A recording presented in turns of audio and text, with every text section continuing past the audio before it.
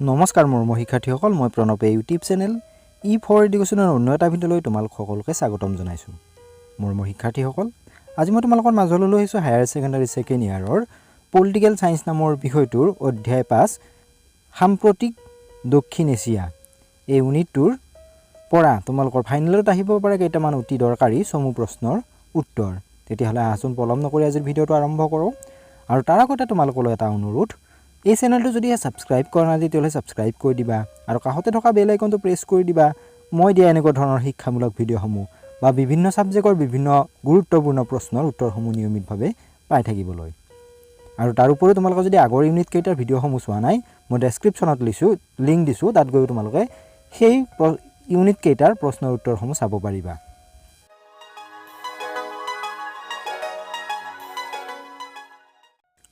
প্ৰশ্ন নম্বৰ 1, দক্ষিণ এছিয়া সামৰি লোৱা দেশকেইখন কি কি? সেই দেশকেইখন হৈছে বাংলাদেশ, ভূটান, মালদ্বীপ, নেপাল, পাকিস্তান, শ্ৰীলংকা আৰু ভাৰত। প্ৰশ্ন নম্বৰ 2, কিমান চনলৈকে নেপালত সাংবিধানিক ৰাজতন্ত্ৰ আছিল? ইয়াৰ উত্তৰটো হ'ব 2006 চনলৈকে।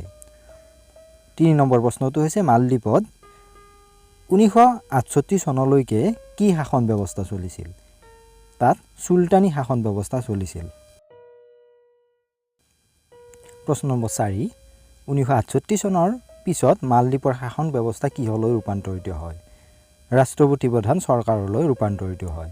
নেক্সট প্ৰশ্নটো হৈছে শ্ৰীলংকাই কেতিয়া স্বাধীনতা লাভ কৰে? 1948 চনত শ্ৰীলংকাই স্বাধীনতা লাভ কৰে। প্ৰশ্ন নম্বৰ 6, ভাৰত আৰু পাকিস্তানে ইণ্ডাছ ৱাটাৰ চুক্তি কেতিয়া স্বাক্ষৰিত কৰিছিল? এই চুক্তিখন 1960 চনৰ ছেপ্টেম্বৰ মাহত স্বাক্ষৰিত কৰিছিল। প্ৰশ্ন নম্বৰ 7, ভাৰত আৰু পাকিস্তানৰ মাজত চিমলা চুক্তি কেতিয়া স্বাক্ষৰিত হৈছিল? 1972 চনত জুলাই মাহত চিমলা চুক্তি স্বাক্ষৰিত হৈছিল। নেক্সট প্ৰশ্নটো হৈছে ভাৰতে আণৱিক পৰীক্ষা কেতিয়া সম্পন্ন কৰিছিল? 1974 চনৰ মে' মাহত আণৱিক পৰীক্ষা সম্পন্ন কৰিছিল ভাৰতে। 9 নম্বৰ প্ৰশ্ন, প্ৰথম ছাৰ্ক সন্মিলন ক'ত আৰু কেতিয়া অনুষ্ঠিত হৈছিল? 1985 চনৰ ডিচেম্বৰ মাহত বাংলাদেশৰ ঢাকাত ছাৰ্কৰ প্ৰথম সন্মিলন অনুষ্ঠিত হৈছিল। প্ৰশ্ন নম্বৰ 10, ফাৰাক্কা চুক্তি কি? এই চুক্তিখন কেতিয়া স্বাক্ষৰিত হৈছিল? উত্তৰটো হ'ব গংগা নদীৰ পানী ভাগ বতৰাৰ কাৰণে ভাৰত আৰু বাংলাদেশৰ মাজত হোৱা এক চুক্তি হৈছে ফাৰাক্কা চুক্তি। এই চুক্তিখন 1996 চনৰ ডিচেম্বৰ মাহত স্বাক্ষৰিত হৈছিল। প্ৰশ্ন নম্বৰ 11, কিমান চনৰ পৰা কিমান চনলৈকে বাংলাদেশ পাকিস্তানৰ অংশ আছিল? 1947 চনৰ পৰা 1971 চনলৈকে বাংলাদেশ পাকিস্তানৰ এটা অংশ আছিল। কুৱেশ্যন নম্বৰ 12, শ্ৰীলংকাৰ উত্তৰ পূব অংশ কোনে নিয়ন্ত্ৰণ কৰিছিল? শ্ৰীলংকাৰ উত্তৰ পূব অংশ LTTE নিয়ন্ত্ৰণ কৰিছিল। কুৱেশ্যন নম্বৰ 13, পাকিস্তানৰ চোৰাংচোৱা সংস্থাটোৰ নাম কি? সেই সংস্থাটোৰ নাম হৈছে ইণ্টাৰ ছাৰ্ভিচেছ ইণ্টেলিজেন্স, চমুকৈ ISI। কুৱেশ্যন নম্বৰ 14, ছাৰ্কৰ আৰম্ভণি কেতিয়া হৈছিল? ছাৰ্কৰ আৰম্ভণি হৈছিল 1985 চনত। কুৱেশ্যন নম্বৰ 15, SAFTA চুক্তি কেতিয়া পৰা কাৰ্যকৰী হয়? SAFTA চুক্তি 2006 চনৰ 1 জানুৱাৰীৰ পৰা কাৰ্যকৰী হয়। কুৱেশ্যন নম্বৰ 16, ভাৰতৰ উত্তৰে অৱস্থিত ছাৰ্কৰ সদস্য ৰাষ্ট্ৰ দুখনৰ নাম লিখা।